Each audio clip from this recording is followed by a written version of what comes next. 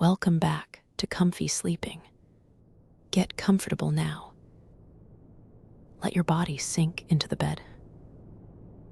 Let your eyes close, even if you keep listening for a while yet.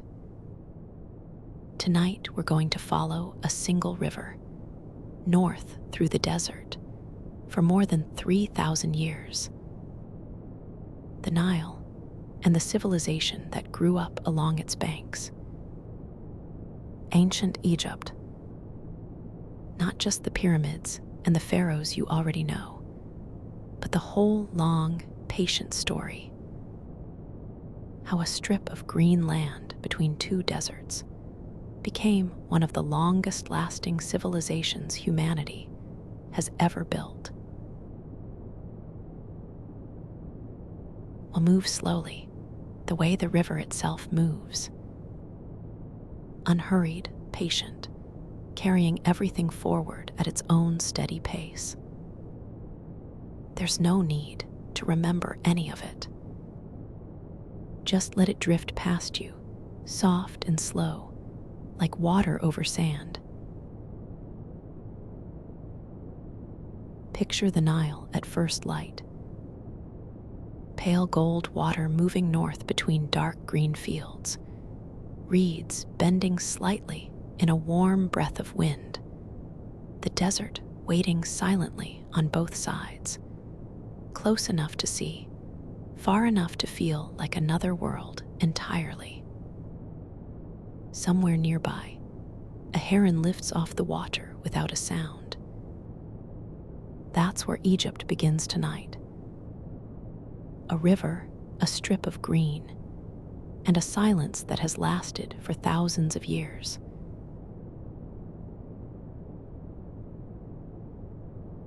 Chapter 1: The Gift of the River.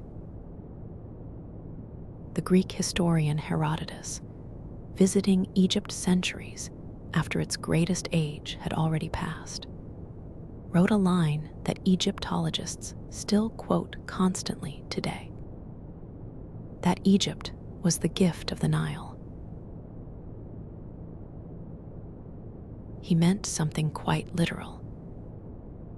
Nearly all of Egypt is desert, dry and unforgiving, except for a narrow ribbon of land on either side of the river, and the wide, fan-shaped delta where it finally reaches the Mediterranean Sea.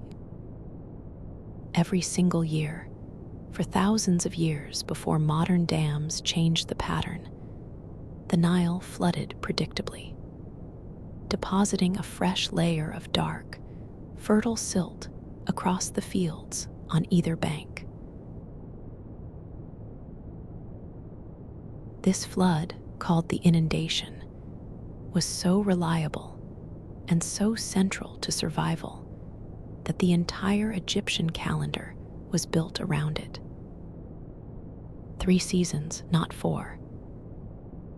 Akhet, the flooding. Peret, the growing season, once the water receded. And Shemu, the harvest, before the dry months returned and the cycle began again.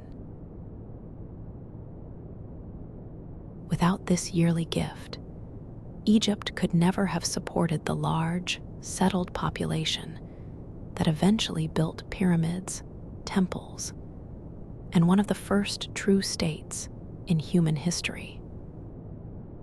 The river didn't just water the land. It set the rhythm of every single life lived beside it for thousands of years, generation after generation, in a pattern so stable it must have felt, to the people living it, almost eternal. The desert on either side of this narrow green strip wasn't simply empty wasteland to the Egyptians. They called it Deseret, the red land, associated with chaos and danger, in careful contrast to Kemet, the black land, the fertile dark soil of the valley itself, associated with life and order.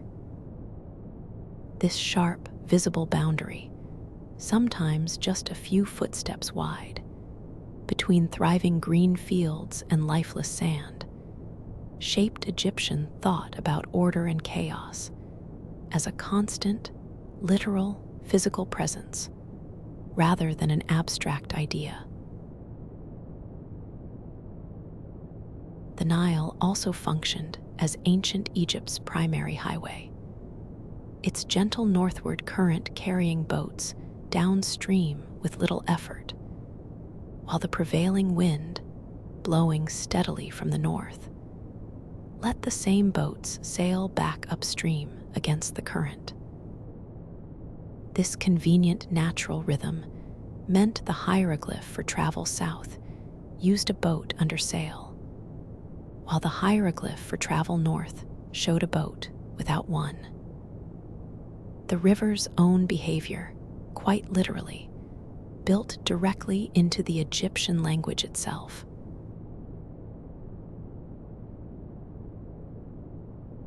Chapter 2: Two Lands Become One. Before Egypt was a single kingdom, ancient tradition remembers it as two separate lands. Upper Egypt, the long southern stretch of the Nile Valley, and Lower Egypt, the wide, marshy delta in the north where the river meets the sea, upper and lower, referring to the river's flow, not compass direction, since the Nile flows north.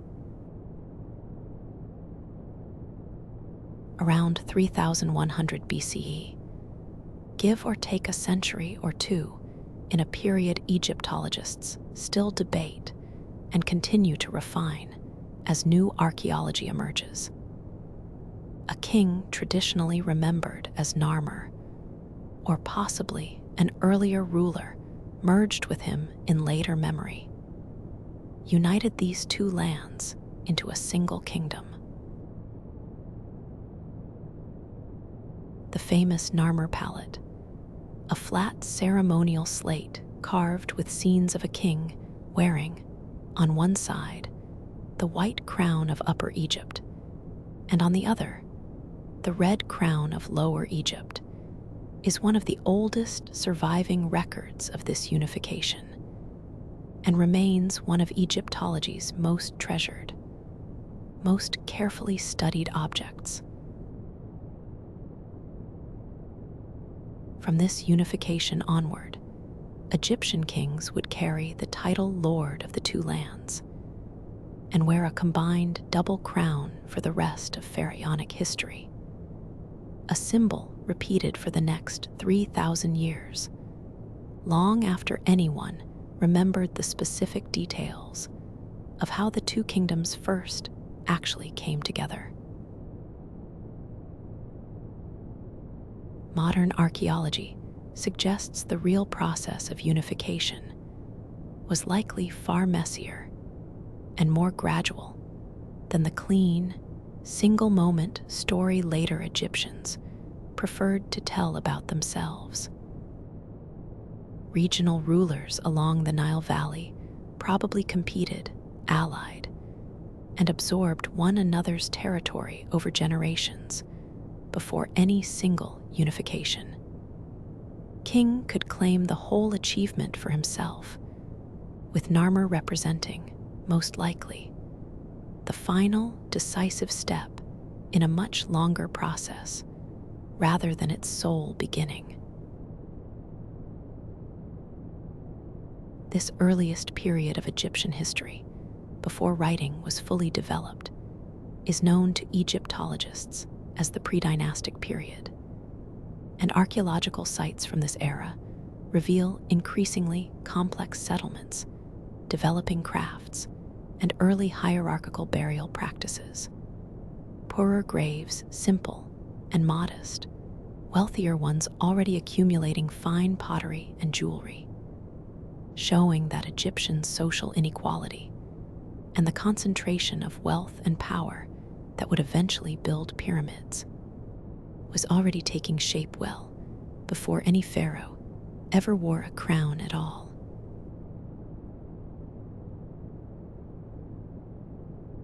Chapter 3: what a pharaoh actually was. The word pharaoh, so familiar today, actually comes from an Egyptian phrase meaning great house, originally referring to the royal palace itself, and only later, well into Egyptian history, becoming a title applied directly to the king. In Egyptian belief, the king was not simply a ruler in the way we might think of a modern head of state. He was considered the living embodiment of the god Horus, and the essential link between the human world and the divine order, called Mad, that kept the universe itself functioning correctly, truth, balance, and cosmic order, all bound up in a single, carefully maintained concept. This meant the pharaoh's responsibilities went far beyond government and law. He was expected to perform the correct religious rituals, maintain the temples, and ensure the Nile continued flooding on schedule. The harvests continued arriving, and chaos, in every sense, stayed at bay. A failure of kingship, in Egyptian thought, wasn't just political. It risked the stability of the entire world. In practice, of course, the pharaoh couldn't personally perform every ritual in every temple across the kingdom, so priests acted formally as his representatives, performing daily rites on his behalf. A legal and religious fiction that let a single king's divine authority extend, in theory, into every shrine along the length of the Nile at once, however far he himself might actually be from any particular temple on any given day. The pharaoh also held 5 distinct formal names by the height of Egyptian tradition, each linked to a different aspect of his divine and royal identity. A Horus name, a golden Horus name, a two ladies' name, and 2 further names taken at coronation, one emphasizing his role over Upper and Lower Egypt, and a final personal birth name. Modern Egyptologists rely heavily on these carefully recorded royal names, inscribed in oval cartouches, to reconstruct the order and identity of rulers across Egypt's very long history.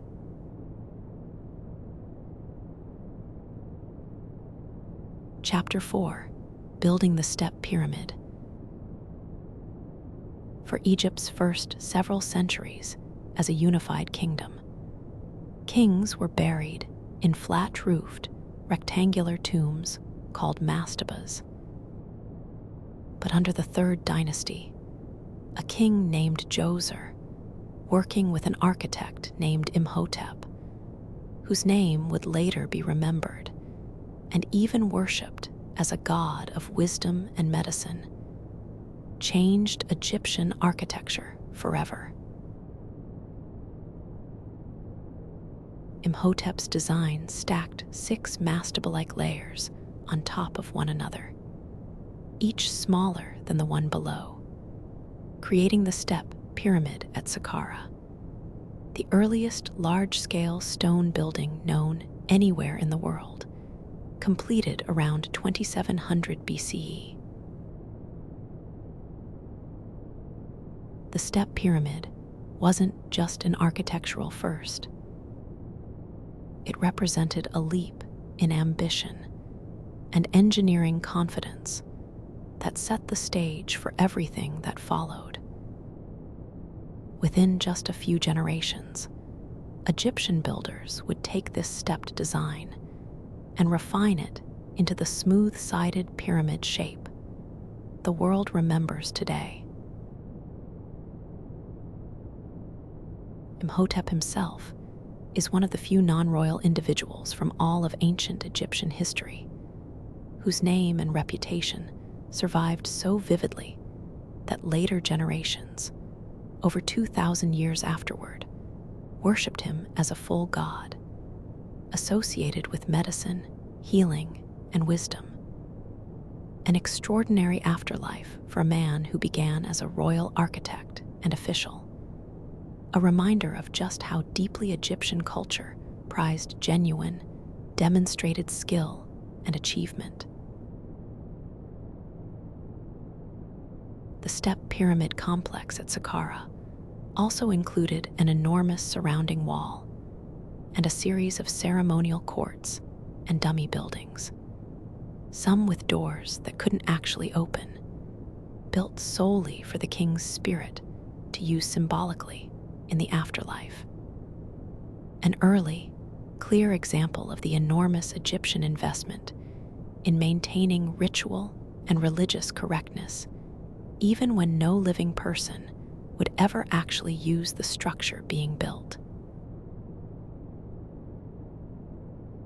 Transitional pyramids built between Djoser's step design and the smooth pyramids at Giza show ancient Egyptian architects visibly working out serious engineering problems in real time. The bent pyramid at Dahshur, for instance, changes its angle partway up, apparently after builders realized the original steep slope risked structural collapse.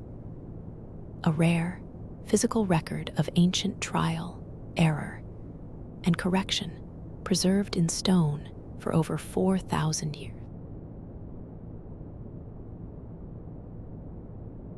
Chapter 5: The Great Pyramid of Giza. Around 2560 BCE, under the pharaoh Khufu, Egyptian builders completed the largest pyramid ever constructed.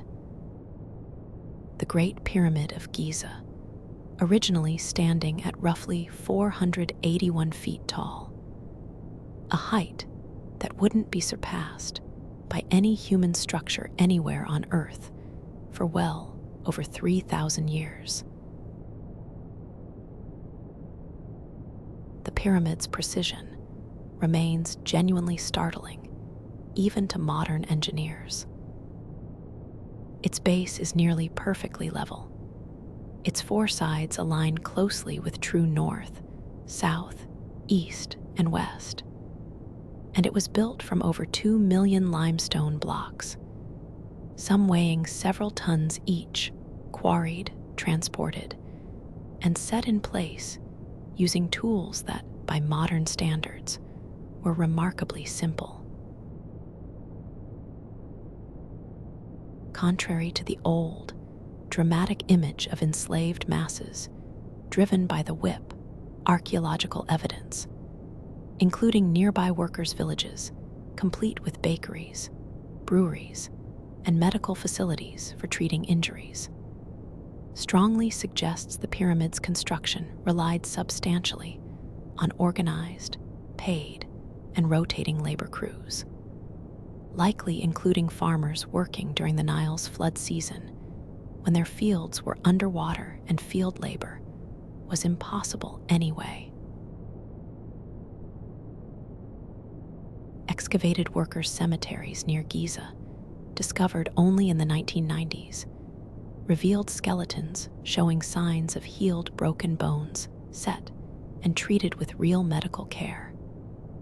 Alongside evidence, the workers ate a diet rich enough in meat to suggest they were valued, provisioned laborers rather than starved captives, burial goods, and modest tomb inscriptions.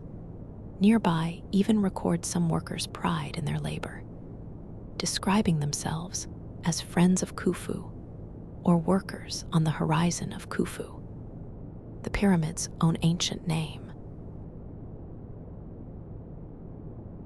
How exactly the blocks were moved and raised remains debated among Egyptologists to this day, with several plausible theories involving ramps, either straight, spiraling around the pyramid's exterior, or built directly into unfinished internal chambers, combined with sledges, wetted sand to reduce friction, and enormous coordinated teams of laborers working in careful, disciplined rotation, likely organized into competing crews with names like Friends of Khufu and Drunkards of Menkora, inscribed directly on the blocks they moved.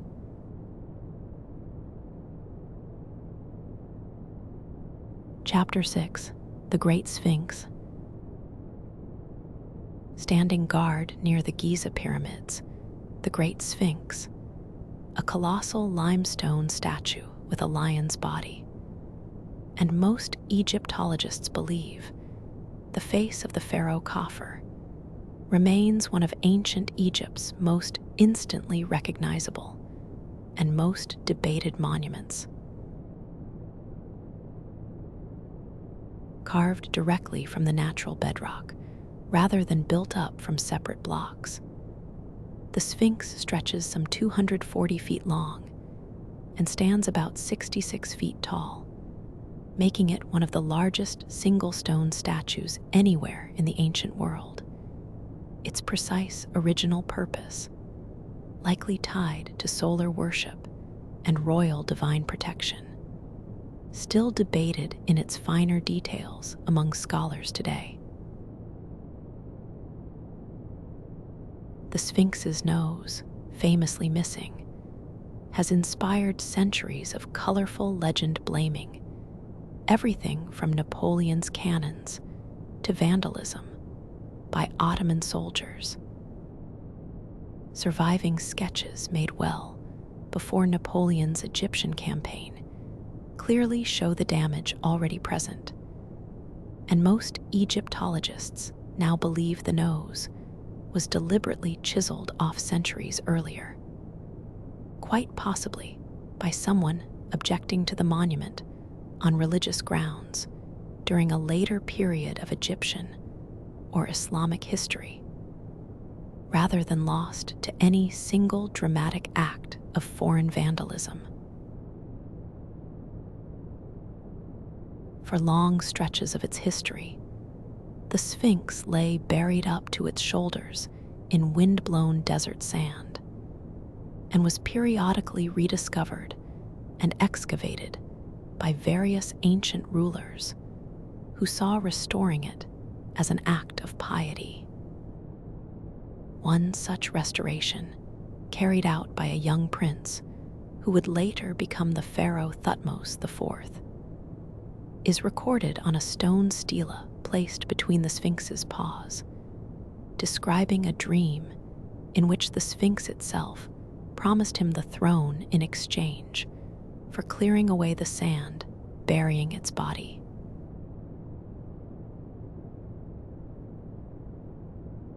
Chapter 7: Why the Egyptians Built Pyramids at All. To understand the pyramids, it helps to understand what Egyptians actually believed happened after death. The soul in Egyptian belief was made up of several distinct parts, including the Ka, a kind of life force, and the Ba, closer to personality or character, both of which needed the body to remain preserved and cared for in order to continue existing in the afterlife. The pyramid and the elaborate burial goods, spells, and rituals that accompanied it existed to protect the king's body, provide for his needs, and help guide him safely into the afterlife, where he was believed to join the sun god Ra on his eternal daily journey across the sky. This is also why mummification mattered so intensely. The body had to survive, physically, as intact as possible, for the Ka and Ba to have a home to return to. Egyptian embalmers developed remarkably sophisticated techniques over centuries, removing organs, using natron salt to dry the body thoroughly, and wrapping it carefully in layers of linen. a process that could take up to 70 days from death to final burial. The heart, uniquely among the body's organs, was deliberately left in place, since Egyptians believed it, rather than the brain, held a person's intelligence, memory, and moral character. The brain itself, by contrast, was considered unimportant enough to be removed through the nose with a hooked instrument and simply discarded, a detail modern audiences often find startling given how central the brain actually is to human thought. The heart's importance culminated in one of Egyptian religion's most vivid images: the weighing of the heart, in which the deceased's heart was placed on a scale against the feather of Mad, the goddess of truth and cosmic order, in the presence of Osiris himself. A heart heavier than the feather, weighed down by wrongdoing, would be devoured by a monstrous creature called Ammit, part crocodile, lion, and hippopotamus, ending the deceased's chance at eternal life entirely, while a heart lighter than the feather earned safe passage into a blessed afterlife.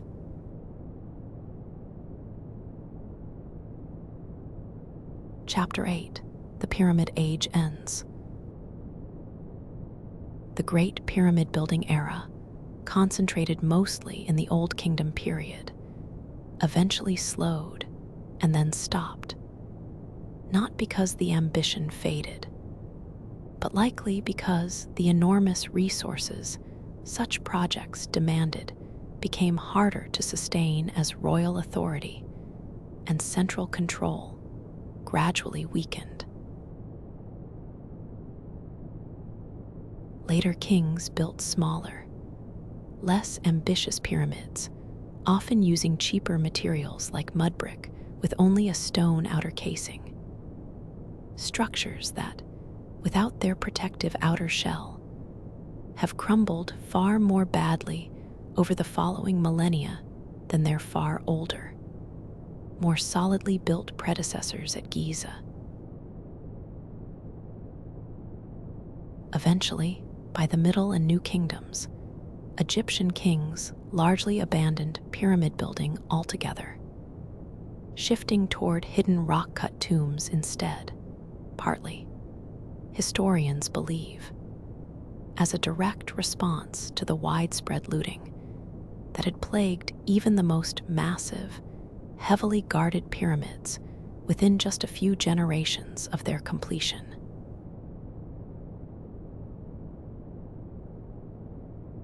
Chapter 9: Daily Life Along the Nile. Beyond the temples and tombs that dominate the historical record, most ancient Egyptians lived lives centered on farming, family, and the steady rhythm of the Nile's yearly flood.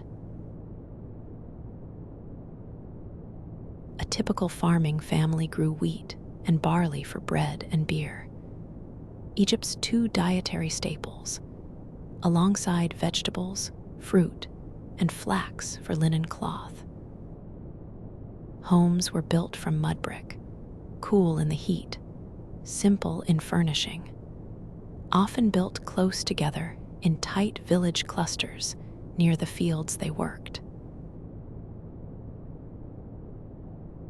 Egyptian society was structured in layers, with the pharaoh and royal family at the top, followed by priests, nobles, scribes, and officials, then craftsmen and merchants, and finally farmers and laborers, who made up the vast majority of the population.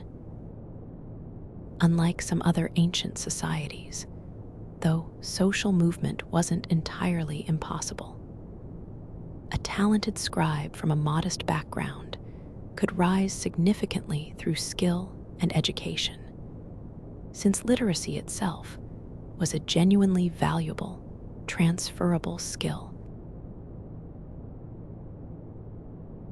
Egyptian women, by the standards of most ancient societies, held notably strong legal rights.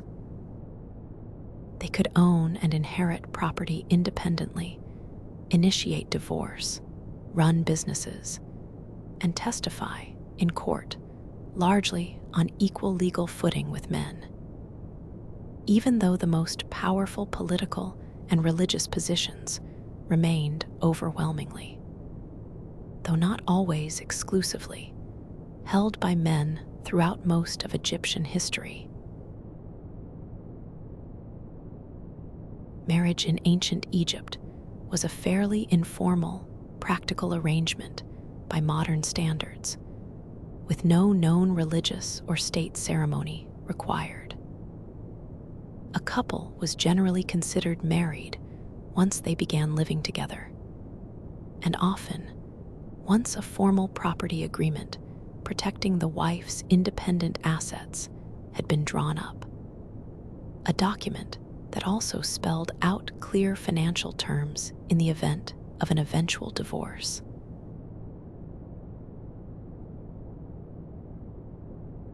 Chapter 10: Scribes and the Written Word. Writing held an almost sacred status in ancient Egyptian culture. The Egyptians called their hieroglyphic script the words of the gods, believing writing itself had been a gift from Thoth, the god of wisdom and knowledge. Becoming a scribe required years of difficult training, memorizing hundreds of hieroglyphic signs, and for everyday administrative work, the faster cursive hieratic script. But the reward was considerable.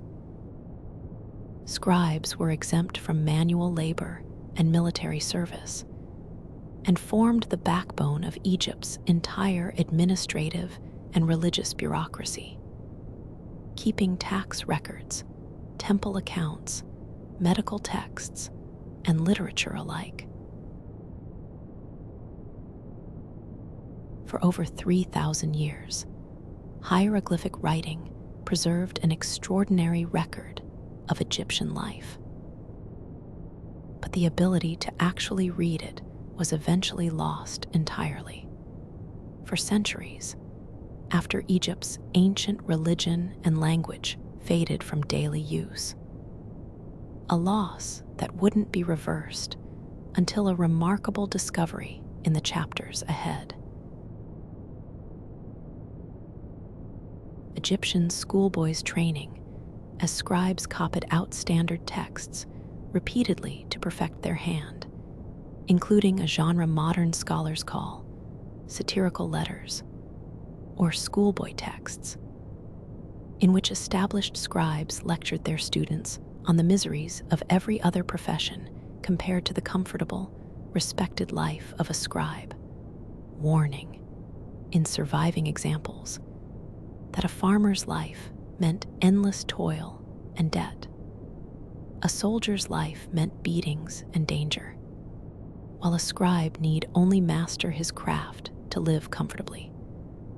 A piece of career, advice, apparently considered timeless enough to copy out for centuries.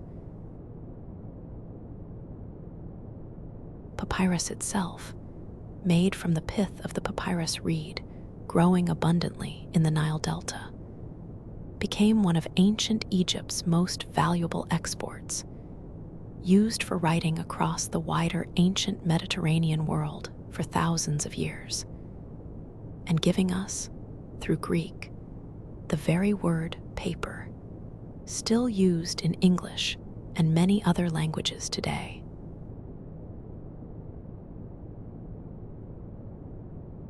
Chapter 11: The Middle Kingdom's Golden Age. After a period of internal division and weakened central authority, known as the First Intermediate Period, Egypt reunified under the Middle Kingdom, roughly 2050 to 1700 BCE, an era many Egyptologists consider a genuine cultural golden age.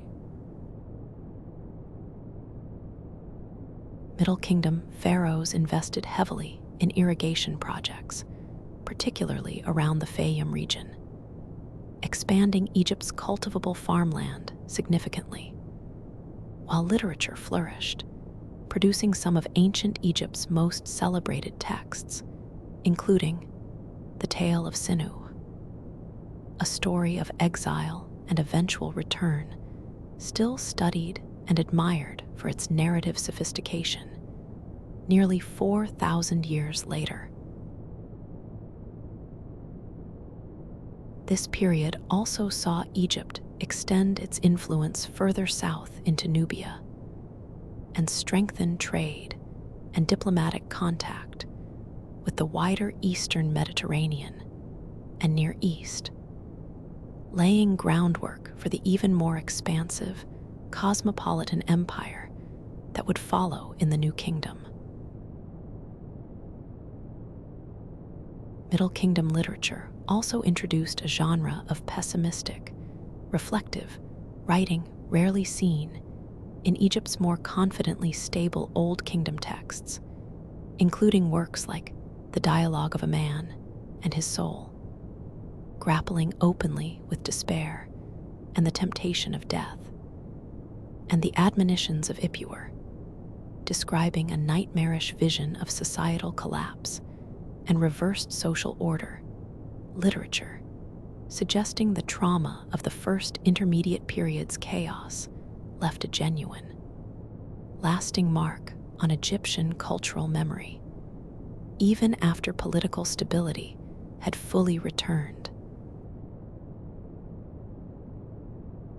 Nubia, Egypt's southern neighbor along the Upper Nile, occupied a complicated, centuries-long relationship with Egypt throughout this period, alternating between valuable trading partner, source of gold, ebony, ivory, and exotic goods, military rival, and at various points across Egyptian history, both conqueror and conquered in turn. A relationship far more genuinely reciprocal and complex than simplified later accounts sometimes suggest.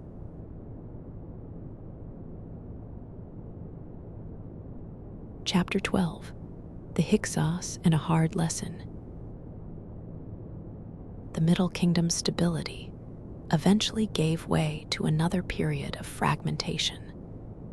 And during this second intermediate period, a foreign people from the Levant, known as the Hyksos, gained control over much of Lower Egypt, ruling from the delta city of Avaris for roughly a century. The Hyksos period was long remembered by later Egyptians with considerable bitterness as a humiliating foreign occupation. Though modern archaeology suggests the reality was somewhat more complex, with genuine cultural exchange alongside the resentment, and the Hyksos themselves introducing new technology to Egypt, including the horse-drawn chariot and improved bronze weaponry. Those very technologies, ironically, would soon be turned against the Hyksos themselves. Egyptian princes based in the southern city of Thebes gradually built up military strength, eventually driving the Hyksos out of Egypt entirely and reunifying the country under native Egyptian rule once more, ushering in the New Kingdom and Egypt's most powerful, most famous imperial age.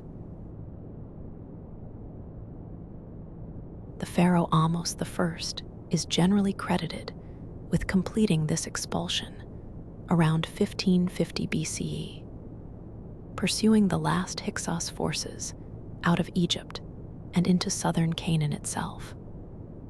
A campaign that also marked a real turning point in Egyptian military strategy, moving decisively away from purely defensive thinking toward the kind of sustained, offensive foreign campaigning that would define the new kingdom for the following centuries.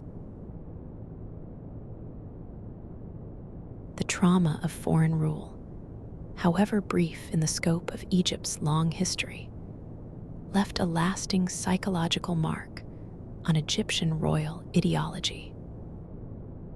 New Kingdom pharaohs invested heavily and consistently in border fortresses, standing professional armies and buffer territories in the Levant, specifically to prevent any repeat of the Hyksos period, a defensive posture that, somewhat ironically, drove Egypt to become more of an aggressive imperial power abroad than it had ever been before.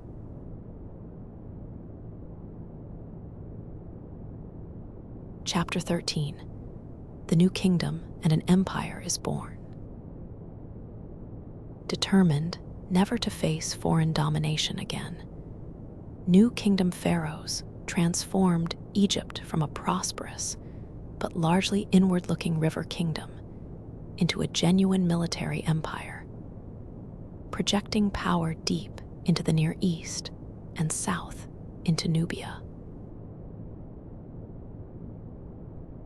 Pharaohs like Thutmose III, sometimes called the Napoleon of Egypt by modern historians for his relentless campaigning, led Egyptian armies as far as the Euphrates River, and Egypt's wealth, fed by tribute, trade, and captured resources, reached levels far beyond anything the Old or Middle Kingdoms had achieved. This was the Egypt of the pharaohs most people picture today. Vast temple complexes, colossal statues, elaborate royal tombs cut deep into desert cliffs, and a level of international prestige and diplomatic reach that made Egypt one of the ancient world's genuine superpowers for several centuries. New Kingdom Egypt maintained genuinely sophisticated diplomatic relationships with other great powers of the age, documented vividly in a surviving cache of clay tablets called the Amarna Letters, diplomatic correspondence written in Akkadian cuneiform, the international language of the day, between Egyptian pharaohs and rulers of Babylon, Assyria, the Hittites, and various Canaanite vassal states, complete with royal marriage negotiations, requests for gold, and the kind of careful, formal diplomatic flattery and complaint that would sound entirely familiar to modern diplomats. The temple complex at Karnak, expanded and embellished by successive New Kingdom pharaohs over centuries, grew into the largest religious building complex ever constructed anywhere in the ancient world. Its hypostyle hall alone containing over 130 massive stone columns, several tall enough that a dozen people holding hands could barely encircle just one of them, covered in relief carvings and hieroglyphs celebrating royal achievements and religious devotion in equal measure.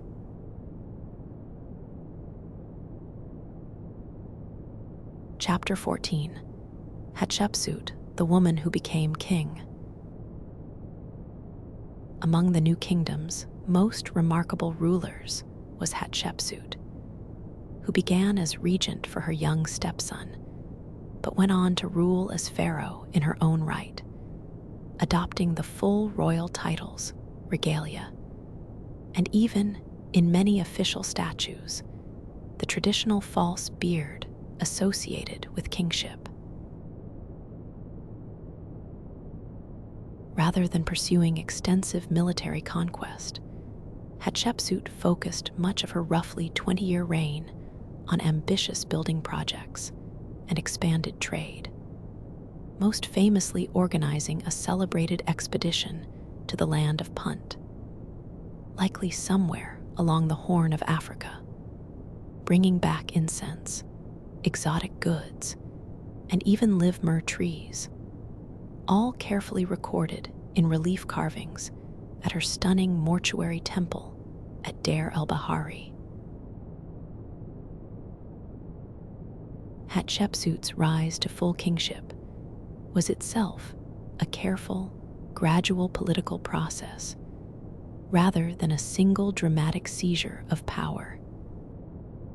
She began issuing official documents in her own name as regent, then slowly adopted more and more of the traditional royal titles and iconography over several years, until her transformation into a fully recognized ruling pharaoh was complete.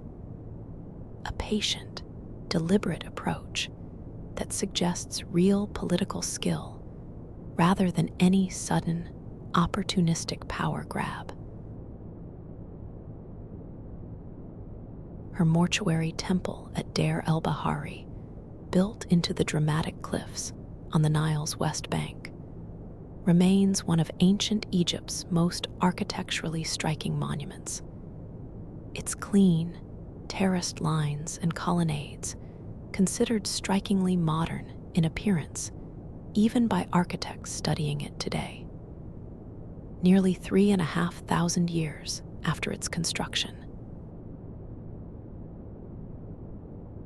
After her death, later pharaohs made a concerted effort to erase her name and image from many monuments. A mystery, historians still debate the exact motivation, for whether personal resentment from her stepson, or a more calculated effort to smooth over the unusual precedent of a woman ruling as full pharaoh. Either way, her monuments survived well enough, and her name well hidden enough in overlooked corners, that modern Egyptologists were eventually able to piece her remarkable story back together in full.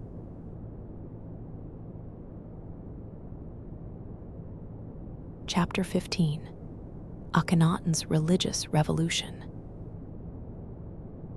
Few pharaohs provoke as much fascination and debate as Akhenaten, who came to power around 1353 BCE and attempted something almost unthinkable in ancient Egyptian religious life. Abandoning Egypt's traditional pantheon of many gods in favor of exclusive worship of a single deity, the sun disk Aten. Akhenaten moved Egypt's capital entirely to a newly built city called Akhenaten, modern Amarna, dedicated wholly to this new religious vision, and closed or reduced funding to the traditional temples and their enormously powerful priesthoods, a direct challenge to centuries of established religious and political power. The revolution didn't survive Akhenaten's own death. His successors, including his own son, quickly restored the old gods and the old capital, and later Egyptian king lists largely omitted Akhenaten entirely, referring to him only dismissively as the enemy, an attempt at erasure that modern archaeology has since thoroughly undone, making him one of the most intensively studied pharaohs in all of Egyptology, precisely because of how strange and singular his brief religious experiment was. Akhenaten's queen, Nefertiti, remains nearly as famous today as her husband, largely thanks to a strikingly beautiful painted limestone bust discovered at Amarna in 1912, now displayed in Berlin, whose serene, symmetrical features have made it one of the most reproduced and recognized images from all of ancient Egyptian art. Even though remarkably little is confirmed about Nefertiti's actual political role, or eventual fate. Some Egyptologists have speculated that Nefertiti may have continued ruling after Akhenaten's death, possibly even under a different royal name before Tutankhamun's own reign began. A theory that remains genuinely unresolved and actively debated, illustrating just how much about even Egypt's most intensely studied royal family still remains uncertain. Pieced together from fragments, deliberate later erasure, and the ordinary, frustrating gaps that time leaves in any historical record this old.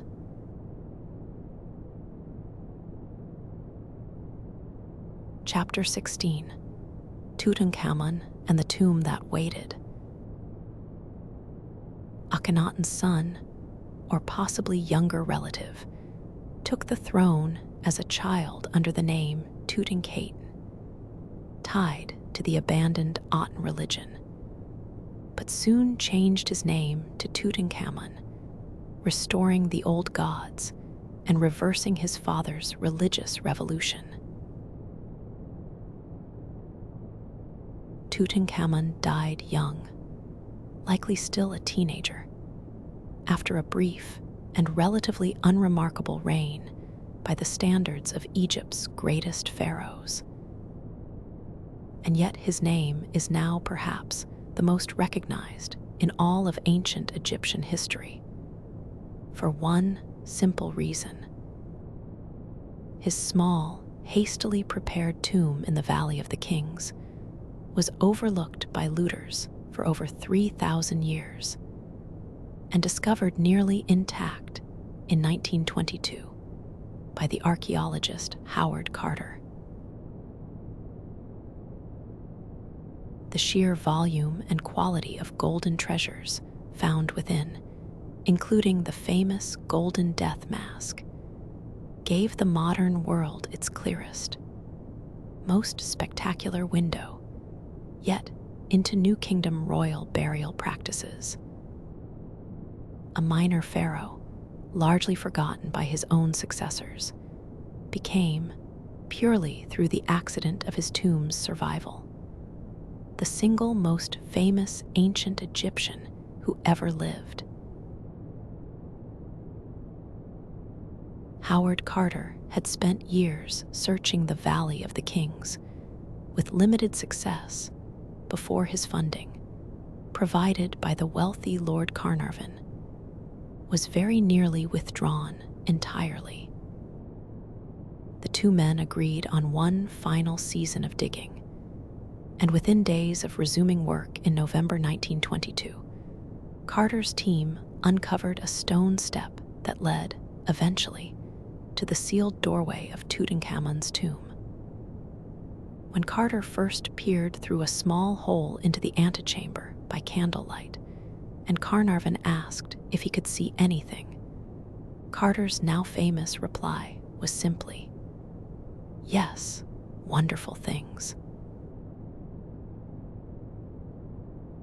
Modern research on Tutankhamun's remarkably well-preserved mummy, including DNA analysis, has revealed a physically fragile young king, likely suffering from the effects of generations of royal inbreeding common in this dynasty. A club foot requiring the use of walking canes, found buried alongside him in his tomb, and possibly malaria, any combination of which may have contributed to his early death somewhere around the age of 18 or 19. Lord Carnarvon's death from an infected mosquito bite just months after the tomb's opening helped fuel the enduring popular legend of the Pharaoh's curse, eagerly reported by contemporary newspapers hungry for a dramatic angle. A story modern statisticians studying the actual survival rates of everyone present at the tomb's opening have found little genuine evidence to support. However irresistible the tale remains even today.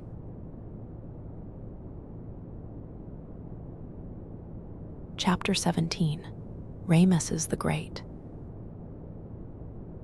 Ramesses II, who ruled for an extraordinary 66 years, beginning around 1279 BCE, is remembered as one of Egypt's most powerful and prolific builders, constructing more monuments, temples, and colossal statues of himself than perhaps any other pharaoh in Egyptian history. Early in his reign, Ramesses fought the Battle of Kadesh against the Hittite Empire, a massive chariot battle that both sides' own records claimed as a decisive victory. A useful reminder that ancient royal inscriptions, like a great deal of political messaging throughout history, weren't always fully honest about how battles actually went. That same conflict eventually produced something genuinely historic.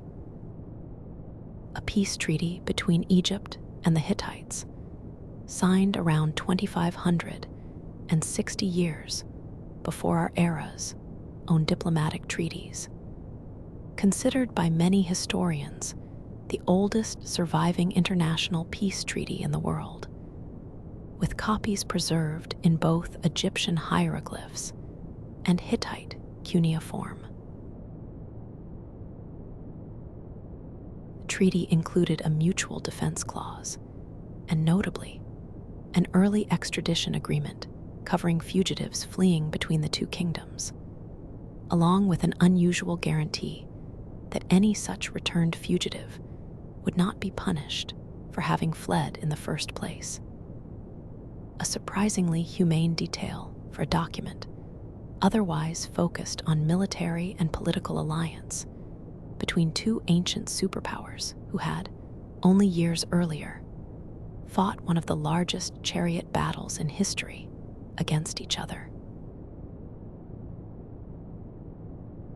Ramesses further cemented this new peace through marriage, taking a Hittite princess as one of his many wives in a carefully staged diplomatic union celebrated with genuine pomp on both sides. A marriage of state rather than romance, but one that helped guarantee decades of stable peace between the two powers for the remainder of both Ramesses's and the Hittite king's reigns.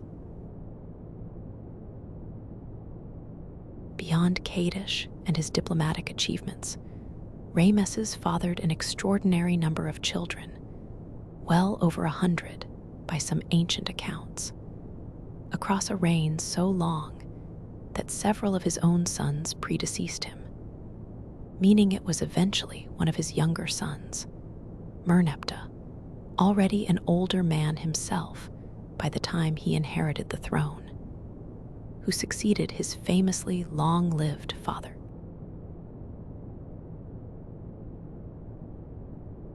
Chapter 18. Obelisks and the Egyptian Eye for Scale. Among ancient Egypt's most technically impressive achievements were its obelisks, tall, four-sided stone pillars tapering to a small pyramid-shaped point at the top, typically carved from a single, enormous piece of granite, and covered in hieroglyphic inscriptions celebrating the pharaoh who commissioned them. Quarrying and transporting these massive stones required extraordinary organization. The largest surviving completed obelisk, still standing in Rome after being taken there in antiquity, weighs over 450 tons, cut entirely from a single block of granite at quarries near Aswan, hundreds of miles south of where most obelisks were eventually erected. An unfinished obelisk, abandoned partway through carving after a crack was discovered in the stone, still lies in the Aswan quarry today, still attached to the surrounding bedrock, giving modern visitors and Egyptologists a uniquely direct look at exactly how ancient quarry workers cut such massive stones, using nothing more than hard stone pounders to slowly, patiently work away the surrounding rock. Many Egyptian obelisks no longer stand in Egypt at all. Roman emperors and later European powers removed a number of them as prized trophies over the centuries, meaning genuine ancient Egyptian obelisks today stand not only along the Nile, but in Rome, Paris, London, and New York's Central Park. Silent, well-traveled monuments carrying Egyptian, religious inscriptions to cities their original builders could never have imagined existed.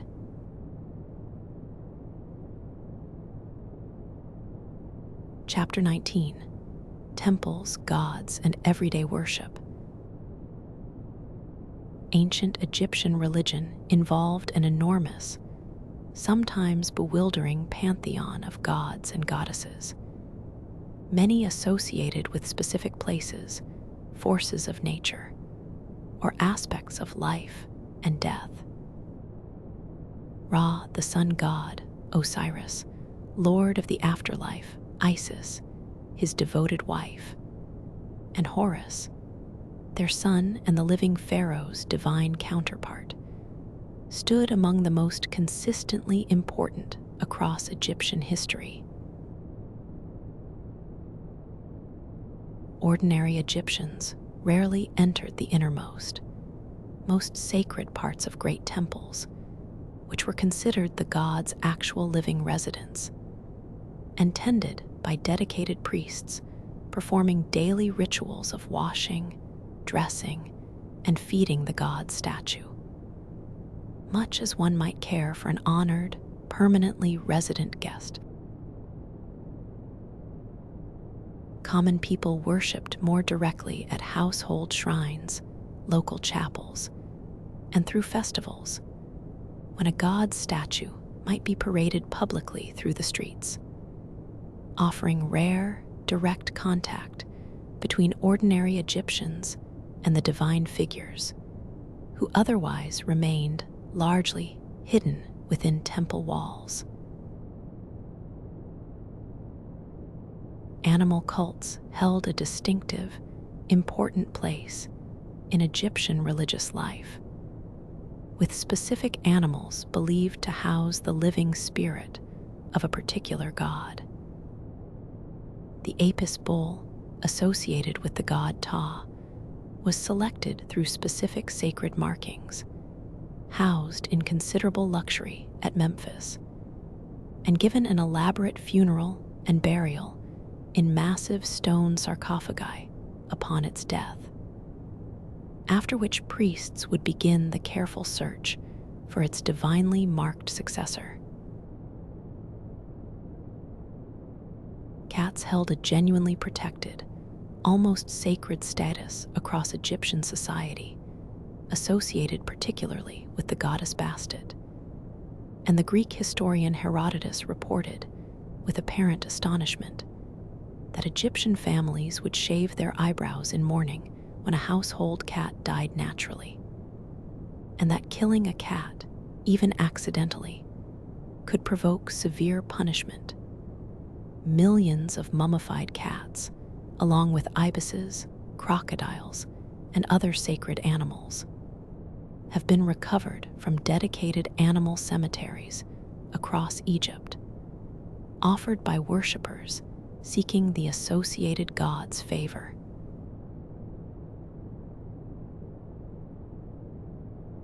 Chapter 20: Egyptian Medicine and Science. Ancient Egyptian medicine combined genuinely careful, practical observation with religious and magical practice in ways that can seem contradictory to modern eyes, but reflected a coherent worldview at the time. Surviving medical papyri describe remarkably accurate anatomical knowledge, wound treatment, and surgical techniques, alongside spells and religious remedies for conditions doctors couldn't otherwise explain. The Edwin Smith Papyrus, one of the oldest surviving medical texts in the world, describes dozens of injury cases with a notably clinical, observational approach, including some of the earliest known descriptions of the brain and its connection to bodily function. Each case in the Edwin Smith Papyrus follows a strikingly methodical structure still recognizable to modern medicine. A description of the injury, an examination, a diagnosis, and finally a prognosis and treatment plan, with some particularly severe cases honestly noted as an ailment not to be treated. A rare, remarkably candid ancient acknowledgement that not every injury could be saved, rather than claiming false confidence for the sake of appearances. Egyptian doctors specialized by body part and condition to a degree that impressed even the ancient Greeks, who wrote admiringly of Egyptian medical expertise. The Greek historian Herodotus noted, with some surprise, that Egypt seemed to have a different doctor for nearly every ailment, some treating only the eyes, others only the teeth, others focused solely on internal, invisible diseases, a level of specialization not widely matched again in the Mediterranean world for many centuries afterward. Egyptian mathematics and astronomy, meanwhile, developed largely in service of practical needs. Calculating land boundaries after each Nile flood erased them, tracking the calendar accurately enough to predict the flood's arrival, and aligning temples and pyramids with remarkable astronomical precision, achievements that still impress engineers and astronomers studying them today.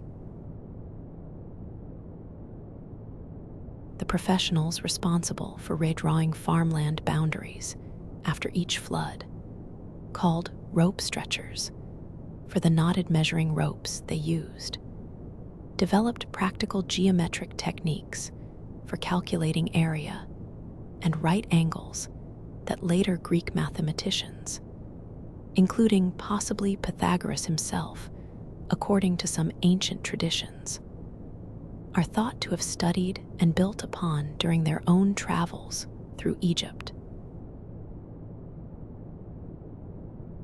Egyptian astronomers tracked the yearly heliacal rising of the star Sirius, its first pre-dawn appearance on the eastern horizon after a period of invisibility, as a remarkably reliable seasonal marker closely coinciding with the Nile's annual flood, incorporating this careful stellar observation directly into their calendar system.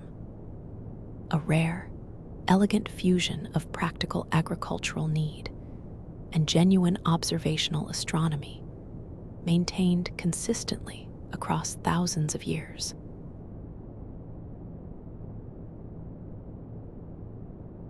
Chapter 21. The Bronze Age collapse reaches Egypt around 1200 BCE, a wave of destruction and displacement, whose exact causes historians still debate, swept across the eastern Mediterranean, toppling or severely weakening nearly every major civilization in the region within a few short decades. Egyptian records describe waves of attacks by groups modern historians collectively call the Sea Peoples, their exact origins still uncertain. whom Ramesses the Third successfully repelled in a series of major battles, preserving Egyptian independence when many neighboring civilizations collapsed entirely during this same turbulent period. Egypt survived the Bronze Age collapse, but not unscathed. The enormous cost of constant warfare, combined with weakening central authority, marked the beginning of a long, slow decline from the new kingdom's peak power, one from which Egypt would never again fully return to its earlier imperial heights. The identity of the Sea Peoples remains one of the more genuinely mysterious puzzles in ancient Mediterranean history. Egyptian temple reliefs depict them in distinctive dress and headgear, arriving by both land and sea alongside ox carts carrying entire families, suggesting a movement of displaced peoples searching for new land to settle rather than a purely military invasion force. Though scholars continue debating exactly where they originally came from, with theories ranging across the Aegean, Anatolia, and the wider central Mediterranean. Whatever their exact origin, the scale of destruction attributed to this same general wave of crisis was staggering across the wider region. Major cities across the eastern Mediterranean and Near East, from Hattusa, capital of the once mighty Hittite Empire, to Ugarit on the Syrian coast, were destroyed or abandoned within just a few decades, making Egypt's survival, however, weakened. A genuinely remarkable exception, rather than the regional norm during this same turbulent stretch of history.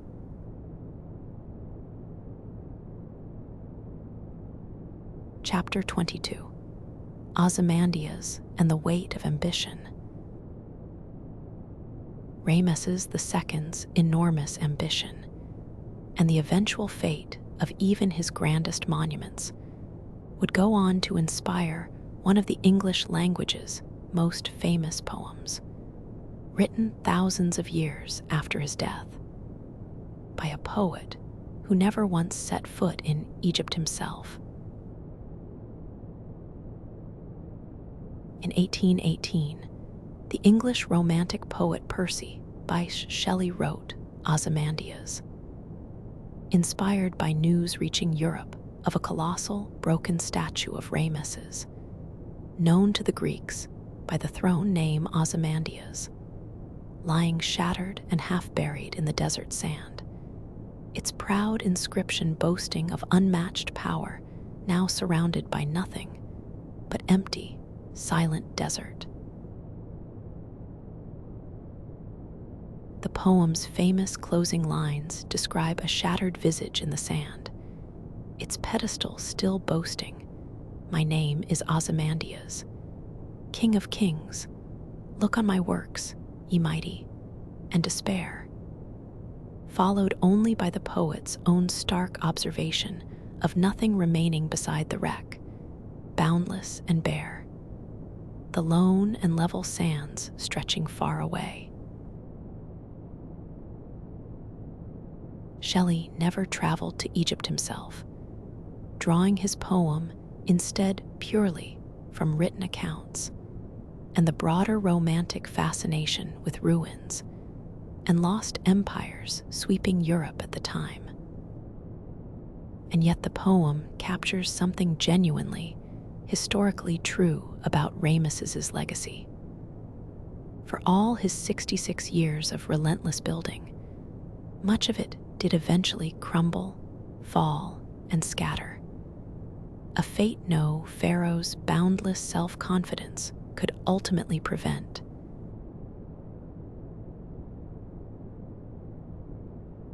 Chapter 23: A Kingdom Fractured and Restored. Following the New Kingdom's decline, Egypt entered a third intermediate period marked by fragmented rule, with rival dynasties sometimes controlling different regions simultaneously. And even, for a time, kings of Nubian origin ruling all of Egypt as the 25th dynasty, having grown powerful in Egypt's own southern territories. This Nubian dynasty, sometimes called the Black Pharaohs in popular writing, actively revived and preserved traditional Egyptian religious and artistic practices that had grown somewhat neglected during the fragmented preceding centuries, seeing themselves with real conviction as restorers and protectors of authentic Egyptian civilization rather than foreign conquerors. Egypt's political fortunes continued fluctuating over the following centuries, facing periods of Assyrian domination, brief native restoration, and growing pressure from expanding powers further east, setting the stage for the dramatic foreign conquests that would eventually end native Egyptian rule for good. The 25th dynasty's Nubian pharaohs left behind their own distinctive architectural legacy, building pyramids of their own back in their Nubian homeland of Kush, in what is now Sudan, following Egyptian religious and architectural traditions so closely that the region today actually contains more surviving pyramids, though considerably smaller than their Egyptian counterparts, than Egypt itself.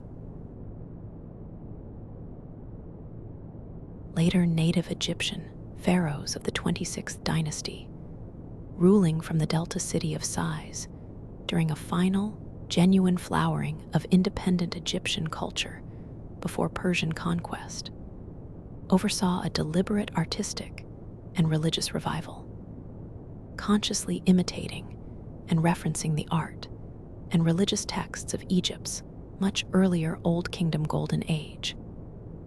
A self-aware, nostalgic look backward at their own civilization's own deep past that modern historians find genuinely striking, given how very long Egyptian civilization had already lasted, even by this comparatively late point.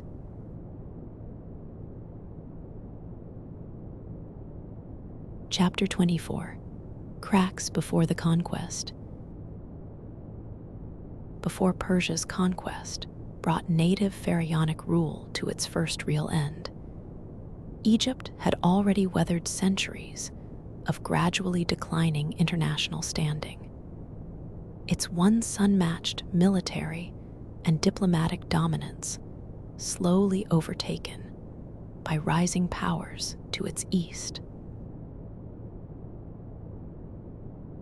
By the time of the late period, Egyptian pharaohs increasingly relied on foreign mercenaries, particularly Greek soldiers, to bolster their armies, a practical necessity that also meant growing Greek cultural and commercial presence within Egypt itself, well before Alexander's arrival made that Greek influence dominant and official. The Greek trading city of Naucratis, established in the Nile Delta under royal Egyptian permission, became a genuinely important hub of Greek-Egyptian contact and trade for generations, quietly laying cultural and commercial groundwork that would make Alexander's own conquest, and the smooth Greek administration that followed it, considerably easier than it might otherwise have been for a foreign ruler arriving in a civilization already 3,000 years old. Egyptian temples and priesthoods, meanwhile, remained genuinely powerful, wealthy institutions throughout this turbulent late period, often outlasting individual dynasties and foreign occupations alike. Successful rulers, whether native Egyptian, Persian, or later Greek, all learned the same basic lesson: that respecting and funding Egypt's ancient temples and priesthoods was essential to maintaining legitimacy and stability, regardless of a ruler's own ethnic background or personal religious conviction.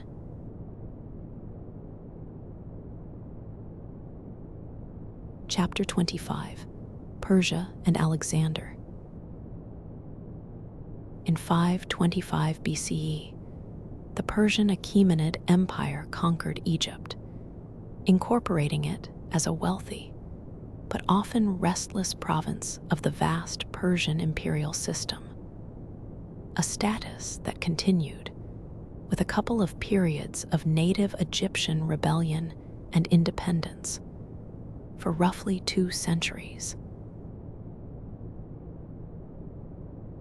That long era of foreign domination shifted decisively in 332 BCE, when Alexander the Great, having already crushed Persian resistance across much of the Near East, entered Egypt and was welcomed, according to ancient accounts, almost as a liberator rather than a conqueror, freeing Egypt from Persian control. Alexander founded a new city at Alexandria on Egypt's Mediterranean coast, a city whose extraordinary later history, home to history's most famous ancient library, and eventually to Egypt's last independent ruler, was covered in an earlier comfy sleeping story on the complete history of Alexandria. Alexander himself, according to ancient accounts, made a notable journey deep into the western desert to consult the oracle of the god Amun at the remote sea oasis, where priests reportedly greeted him, whether through genuine belief, diplomatic flattery, or careful political theater, as the divine son of Amun himself. A title Alexander seems to have taken seriously enough to use it afterward in his own official Egyptian royal titulary, blending Greek and Egyptian religious authority together in his own person. Alexander never actually ruled Egypt for long in person, departing to continue his campaigns eastward. Within the same year, he founded Alexandria, and dying in Babylon just 8 years later without ever returning. His own body, according to ancient sources, was eventually brought back and buried in Alexandria itself, in a tomb whose exact location has been lost to history and remains one of archaeology's most tantalizing, still unsolved mysteries today.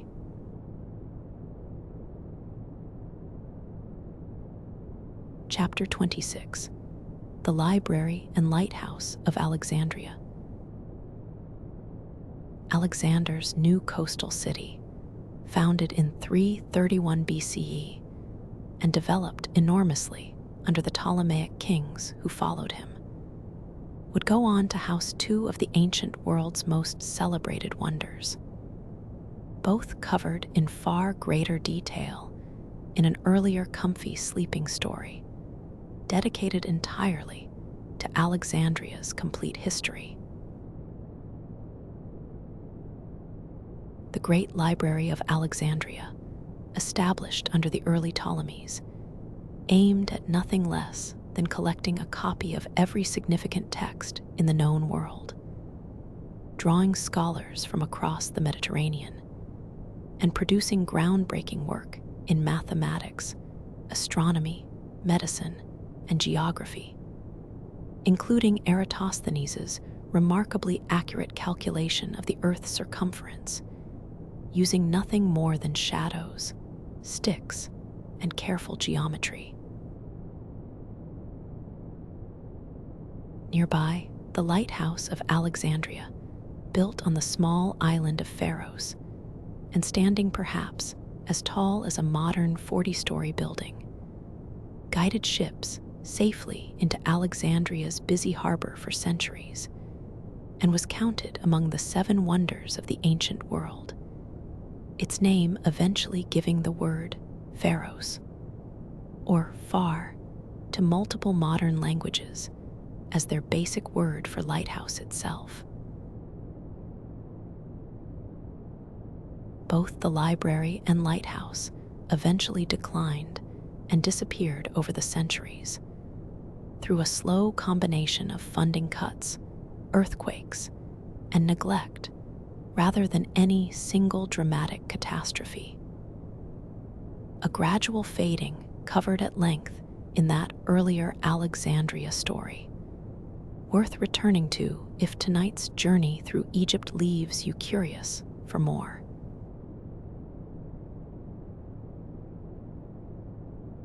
Chapter 27. The Ptolemies, Greek Kings of Egypt. After Alexander's death, one of his own generals, Ptolemy, took control of Egypt, founding a new ruling dynasty that would govern the country for the next 300 years. A family that was, notably, entirely Greek in origin and language, ruling over an Egyptian population whose own ancient culture and religion continued largely unbroken beneath its new Greek-speaking royal family. The Ptolemies deliberately adopted many trappings of traditional pharaonic kingship, being depicted in Egyptian art wearing traditional royal regalia and supporting Egyptian temples generously, even while maintaining a distinctly separate Greek-speaking royal court and administration in the new capital, Alexandria. This dynasty's final ruler, Cleopatra VII, remains one of history's most famous figures, and as an earlier comfy sleeping story on the origin of money touched on directly, she was almost entirely Greek by blood, likely never even the first in her own family to learn Egyptian at all.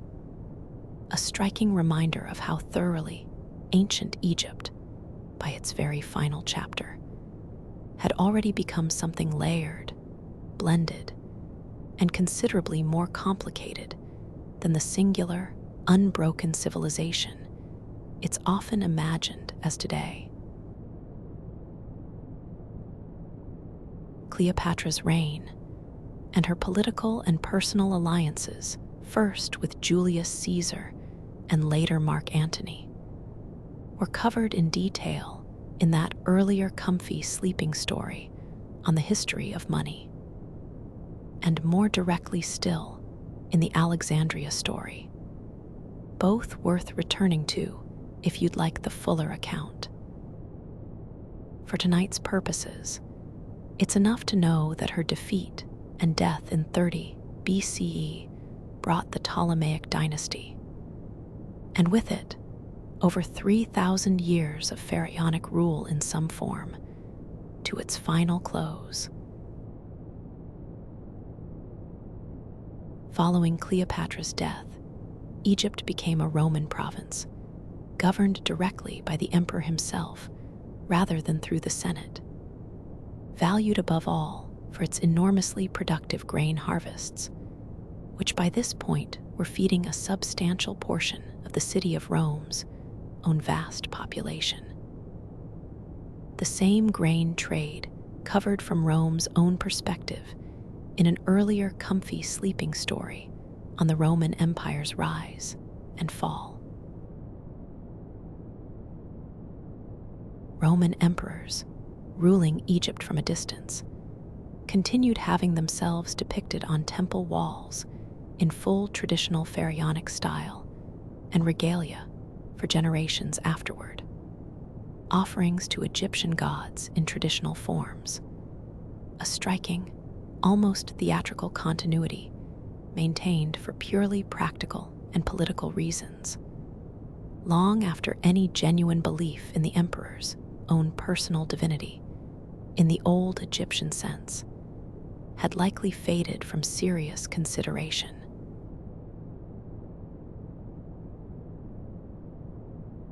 Chapter 28.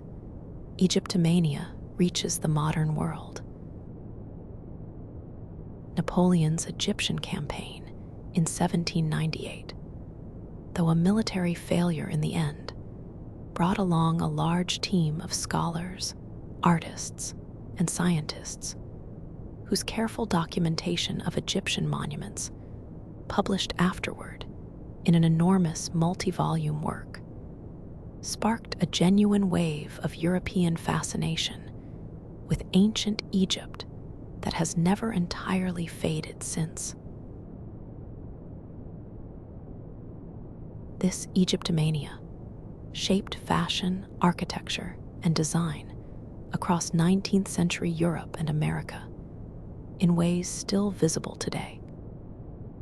Egyptian revival architecture appears in buildings, cemetery gates, and monuments across many Western cities, and Egyptian motifs found their way into everything from furniture design to jewelry, decades before anyone could even read what the hieroglyphs covering the real monuments actually said. Tutankhamun's discovery in 1922 triggered a second, even larger wave of popular fascination, influencing fashion, film, and architecture throughout the 1920s, with Egyptian-inspired design appearing in everything from cinema facades to jewelry to the clean geometric lines of the Art Deco movement itself. One of the 20th century's most influential design styles, owing a real, direct debt to a small, hastily buried tomb rediscovered after 3,000 years of silence. Modern popular culture continues drawing on ancient Egypt constantly, for better and sometimes for far less accurate worse, through films, novels, and museum exhibitions that regularly draw enormous crowds wherever Egyptian artifacts travel. Evidence that whatever else has changed in the 3,000 years since the New Kingdom's height, humanity's fascination with this particular civilization's scale, mystery, and sheer visual grandeur has, if anything, only grown stronger with time and distance.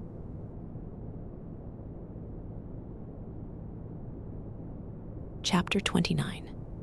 The Rosetta Stone and Lost Words Recovered. For well over 1,000 years, after Egypt's ancient religion and hieroglyphic writing fell out of active use, no one on earth could read the countless inscriptions covering Egypt's temples, tombs, and monuments. The meaning of hieroglyphs had simply been lost, generation by generation, until it vanished from living memory entirely. That changed in 1799, when French soldiers during Napoleon's Egyptian campaign discovered a broken slab of black granite near the town of Rosetta, inscribed with the same official decree written in 3 scripts: hieroglyphic, a simpler Egyptian script called Demotic, and crucially, ancient Greek, a language scholars could already read fluently. It took over 2 decades of painstaking work, most famously by the French scholar Jean-François Champollion, finally announced in 1822 to fully crack the code, using the Rosetta Stone's parallel Greek text to reconstruct the hieroglyphic writing system from the ground up. An entire ancient civilization's own voice, silent for well over 1,000 years, spoke again. And Egyptology, as a genuine academic discipline, was essentially born in that same moment. Champollion's breakthrough came from recognizing that hieroglyphs weren't purely symbolic picture writing, as earlier scholars had assumed, but included genuine phonetic sound signs as well, particularly within the oval cartouches surrounding royal names. Comparing the repeated shapes spelling Ptolemy and later Cleopatra across different inscriptions gave him the crucial phonetic key that unlocked the entire system, reportedly leaving him so overwhelmed with excitement upon the realization that he collapsed and needed several days of bed rest to recover. The Rosetta Stone itself, ironically, never returned to Egypt after its discovery. Captured by British forces following Napoleon's eventual defeat in Egypt, it has remained on display in the British Museum in London since 1802, and its ownership remains a genuine, ongoing point of diplomatic discussion between Britain and Egypt even today, over 2 centuries later.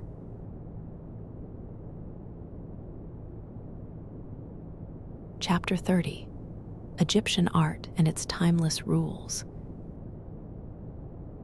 Egyptian art followed remarkably consistent conventions across nearly 3,000 years, a stability almost unmatched in the history of world art, governed less by individual artistic expression and more by careful religious and symbolic rules meant to serve the afterlife and divine order rather than aesthetic experimentation for its own sake. The distinctive Egyptian style of depicting the human figure, with head and legs shown in profile, but the torso and eyes shown facing forward, wasn't a sign of primitive skill, as it might first appear to modern eyes, but a deliberate, sophisticated choice designed to show each part of the body from its clearest, most easily recognizable angle, ensuring a figure remained fully legible and complete for eternity, regardless of how a purely realistic single viewpoint might obscure certain details. Size in Egyptian art carried meaning rather than reflecting accurate physical proportion. Pharaohs and gods were routinely depicted far larger than surrounding figures, including their own wives, children, or enemies, a visual convention called hierarchical scale, communicating relative importance and divine status directly and unmistakably to any viewer, literate or not. Color, too, followed careful symbolic logic rather than simple observation. Green, the color of fresh vegetation, represented rebirth and life, closely associated with Osiris, lord of the afterlife, while red could represent both the life-giving energy of the sun and the dangerous chaos of the desert, depending entirely on context. Nothing in formal Egyptian art was left to artistic whim, every choice carrying deliberate, carefully understood meaning for those trained to read it.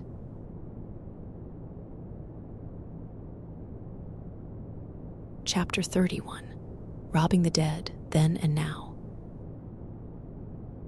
Tomb robbery in Egypt is nearly as old as the tombs themselves.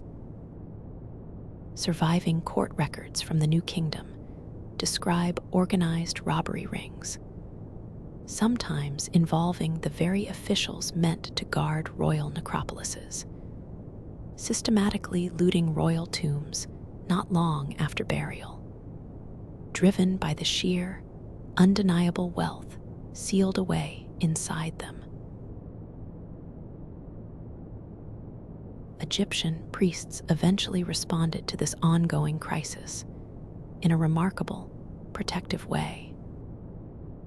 During a period of political instability, they secretly gathered numerous royal mummies, including several of Egypt's most famous pharaohs, and reburied them together in hidden caches for safekeeping, moved carefully from their original, already plundered tombs.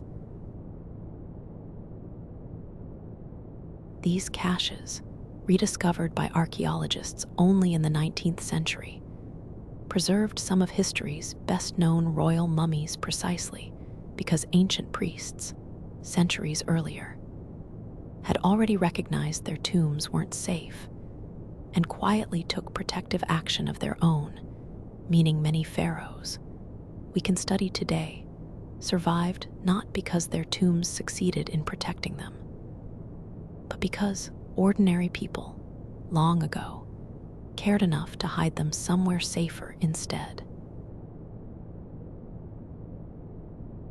The larger of these two royal caches, discovered near Deir el-Bahari in 1881, contained over 50 royal mummies gathered together in a single hidden tomb, including such famous names as Seti I, Ramesses II, and Thutmose III, all quietly relocated and reburied together by priests roughly 3,000 years ago, specifically to keep them safe from the very looters who had already stripped their original tombs of nearly everything valuable.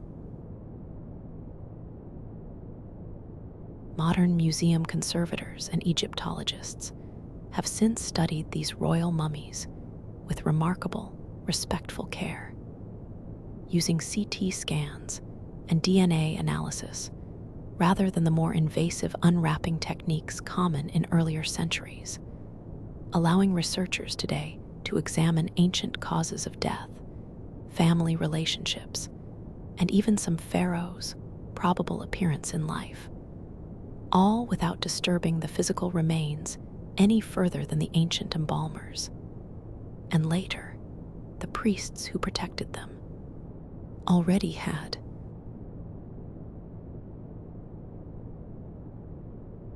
Chapter 32. What the Sands Preserved. Egypt's dry desert climate has preserved an extraordinary volume of everyday material that would have rotted away almost anywhere else on Earth. Papyrus documents, wooden furniture, textiles, food remains, and even preserved bread and beer residue, giving modern archaeologists an unusually detailed, intimate window into ordinary ancient Egyptian daily life, not just royal grandeur. The village of Deir el-Medina, home to the skilled workers who built the royal tombs in the Valley of the Kings, has proven especially valuable in this regard.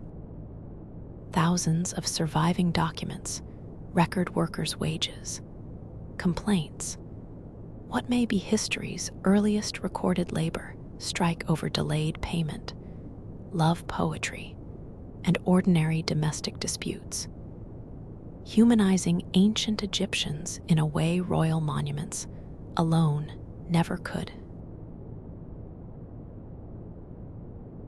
That recorded strike, dated to the reign of Ramesses III, describes workers laying down their tools and marching to nearby mortuary temples to protest severely overdue food rations, sitting in peaceful protest until officials finally addressed their grievances.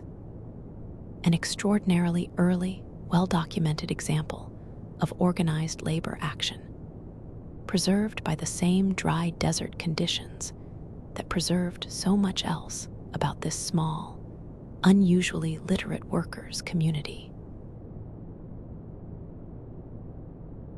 Deir el-Medina's residents, being the very craftsmen who carved and decorated royal tombs for a living, naturally built unusually elaborate, beautifully decorated tombs for themselves as well, using their professional skills on their own behalf, giving modern archaeologists an unusually rich, colorful record of non-royal Egyptian religious belief and artistic style, created by people who understood the craft as well as anyone in Egypt possibly could. Ostraca, the broken pottery shards used throughout Egypt as cheap, disposable writing material for everyday notes, receipts, and sketches, have survived from Deir el-Medina by the thousands, recording everything from absence lists, explaining why a particular worker missed a day, sometimes candidly citing illness, a family funeral, or simply brewing beer, to sketched caricatures and unofficial artistic doodles, never meant for any formal tomb or temple wall. This sheer density of ordinary, informal documentation from a single small community has let modern Egyptologists reconstruct individual family trees, property disputes, and even personal friendships and rivalries among specific named workers across multiple generations. A level of granular, personal historical detail almost unmatched anywhere else in the ancient world, ordinary or otherwise.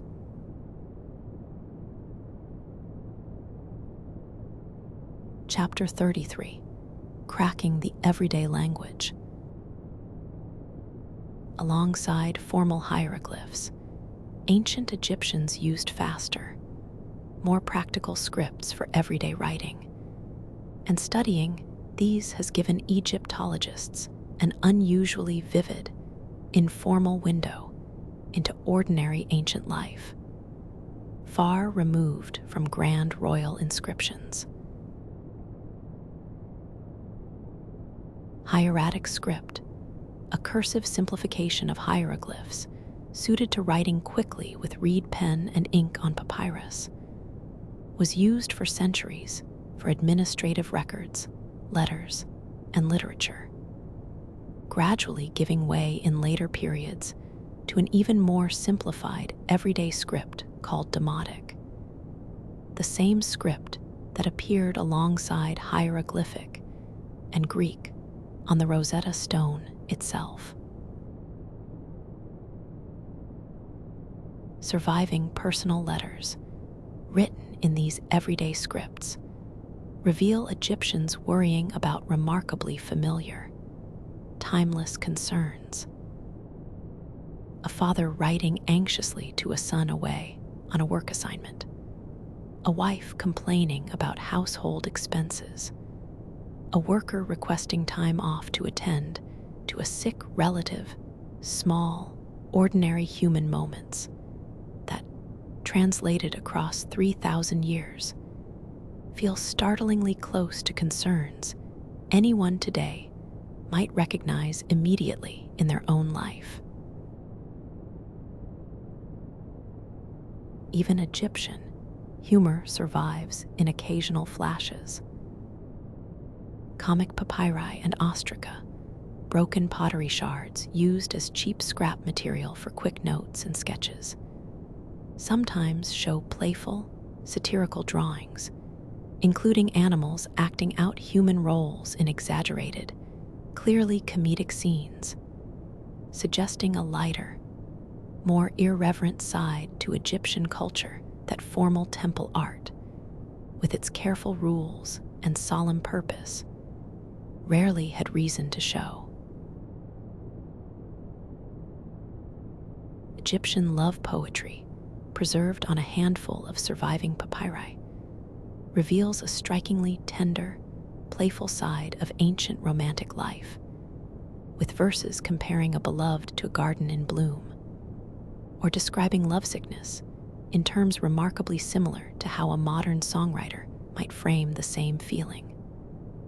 A gentle, unexpectedly familiar echo across 3,000 years, reminding us that whatever else separates us from ancient Egyptians, some feelings clearly haven't changed very much at all.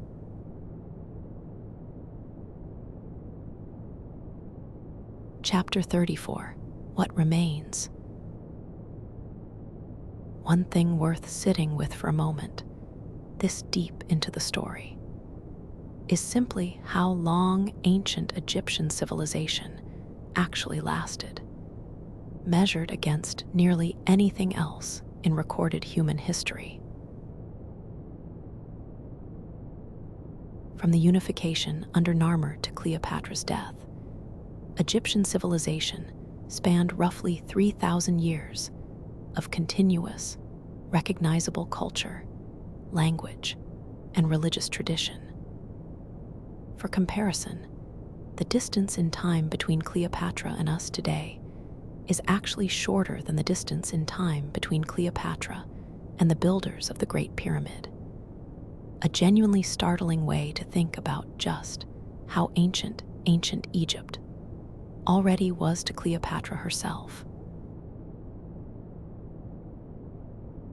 Across those 3,000 years, Egyptian civilization absorbed foreign rule, survived periods of fragmentation, and still, again and again, found ways to restore its own core religious and cultural continuity. An endurance modern historians still find genuinely remarkable when compared against the much shorter lifespans of most other ancient civilizations before or since. Egypt never really vanished, even after the pharaohs themselves were long gone. Roman emperors who conquered Egypt after Cleopatra's death continued styling themselves in pharaonic imagery on temple walls for generations. And Egyptian religious ideas quietly influenced later Mediterranean religious and philosophical thought in ways historians are still tracing today. The pyramids, the temples, and the sheer scale of what ancient Egyptians built have never stopped drawing fascination. From Herodotus's own visit over 2,000 years ago, to Napoleon's scholars, to the millions of visitors and armchair Egyptologists still captivated by this civilization today. Ancient Egyptian words and concepts have quietly worked their way into modern language and culture in ways most people never think twice about. The word chemistry likely traces back through Arabic and Greek to Kemet, Egypt's own ancient name for itself, the Black Land, a fitting linguistic legacy for a civilization whose embalmers and craftsmen were, in their own way, some of the ancient world's most accomplished practical chemists. Even now, satellite imagery and ground-penetrating radar continue revealing previously unknown structures buried beneath Egypt's sands, and new tombs, including a significant royal burial found as recently as this past decade, are still occasionally discovered. A reminder that despite more than 2 centuries of dedicated archaeological study, ancient Egypt likely still has genuine secrets left to reveal. patiently waiting in the same sand that has already kept so much safe for so very long. Perhaps that's the quietest lesson tonight, that a civilization built so deliberately for permanence, obsessed so completely with preserving bodies, names, and memory against the erasure of time, actually succeeded in its own way, far beyond what even its own pharaohs could have imagined. Their names, their faces, their words are still being spoken, still being studied, thousands of years later, by people on the other side of an ocean they never knew existed. Think back for a moment across everything that's passed through this story tonight. A river flooding on schedule, year after year, patient beyond counting. Two crowns becoming one. A step pyramid, then a smooth one, then the largest ever built. A queen who ruled as a king. A boy king whose small tomb outlasted every larger. A stone that let a lost language speak again. And a river still flowing tonight, exactly where it always has, indifferent to every empire that ever rose and fell along its banks. That's where we'll leave it for tonight. Let the pyramids and the pharaohs and the long, patient river fade quietly now. Let your thoughts loosen and drift and settle.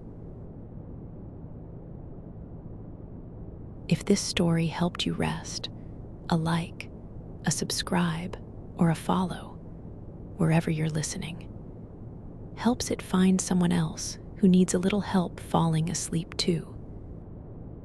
But that's a thought for tomorrow, not tonight. For now, just rest. Let go of the temples and the tombs and the long, quiet centuries behind them. You're safe, you're comfortable, and there's nowhere else you need to be right now. Somewhere tonight, quietly, the Nile is still flowing exactly the way it always has, north through the same desert, past the same sites where all of this once happened. Temples still standing in the moonlight, sand still settling gently over whatever hasn't yet been found. A river that has outlasted every single pharaoh who ever depended on it, still moving, unhurried, the same as it always was. Let that image rest with you for a moment. A river moving quietly north in the dark, exactly as it has for longer than any civilization has ever managed to remember. Patient, unhurried, indifferent to every kingdom that ever rose and fell along its banks, and still moving tonight, the same as it always has. Whatever tomorrow holds can wait quietly until morning, the same patient way this whole long story has always unfolded. One flood season, one dynasty, one quiet century at a time. Let your breathing slow, gently, on its own. There's no more history to follow now, no more kings, no more rivers to trace. Just this quiet room, this quiet moment, and the soft, steady dark settling in around you. Whatever tomorrow holds can wait quietly until morning. Right now, there's only this rest, this stillness, this soft, steady dark settling in around you like water over sand.